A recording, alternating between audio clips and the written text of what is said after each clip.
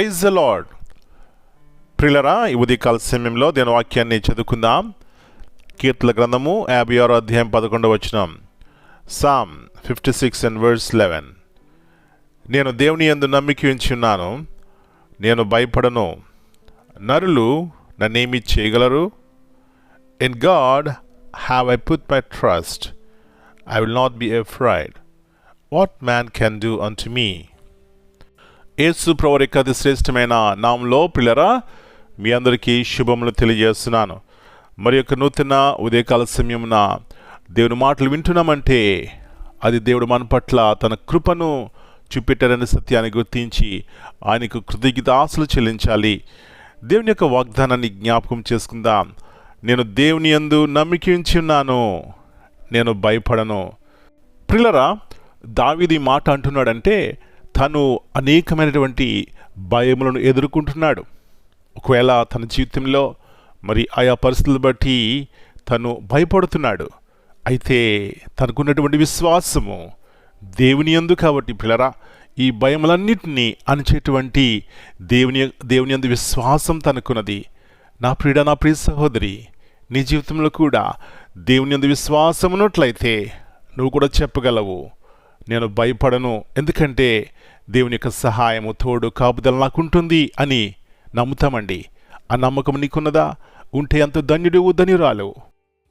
ఎన్ని భయములు మనం చుట్టుముట్టినా పిల్లరా, ధైర్యంతో దేవుడు నాతో ఉన్నాడని ఎదుర్కొంటాం. తద్వారా మనము మన కుటుంబాలు పిల్లరా ఆత్మీయంగాను శారీరకంగా బలమైన వారుగా ఉంటాం. అలాంటి కృప ప్రతి ఒక్కరికి దేవుడు దయచేయనుగాక. ప్రార్థన చేసుకుందాం. ప్రియా పరలోకపు తండ్రి, పరిశుద్ధమైన దేవా, నమ్మకమైన దేవా, శాశ్వతమైనటువంటి ప్రేమతో మనం ప్రేమించినటువంటి దేవా, మీ పరిశుద్ధమైన శ్రేష్టమైన నామమును బట్టి మీకు వందనాలు చెల్లిస్తున్నాం. తిరిగి ఉదయకాల సమయంలో మీరు మాకు జ్ఞాపకం చేస్తున్నారు. మా విశ్వాసాన్ని మేము పరీక్షించుకుంటున్నాం. నేటి దినాల్లో మనుషుకున్నటువంటి భయములు ప్రభువా ఎన్ని విధములుగా వారిని కృంగింపజేస్తాయి. వీటన్నిటికీ జవాబు, పరిష్కారము మీ అందు విశ్వాసం నాయన. మీ అందు విశ్వాసము మాలో నిలకడగా పరిపూర్ణంగా ఉన్నప్పుడే దేవుని యొక్క సహాయం మేము చూస్తాం. భయముల నుంచి, దిగుల నుంచి, వ్యాధి బాధల నుంచి జయం చూస్తాం ప్రభువా. ఈ భయములు, పాపం నుంచి కూడా మా జీవితాల్లో వస్తాయి. ఆయా రీతిలుగా సాతాను పెట్టే చిక్కుళ్ళ నుంచి కూడా వస్తాయి ప్రభువా. వాటిని ఎదుర్కోవడానికి మా శక్తి సరిపోదు, కానీ మీ సహాయం మాకు కావాలి. కాబట్టి ఉదయకాల సమయంలో ప్రతి ఒక్కరిని దర్శించండి.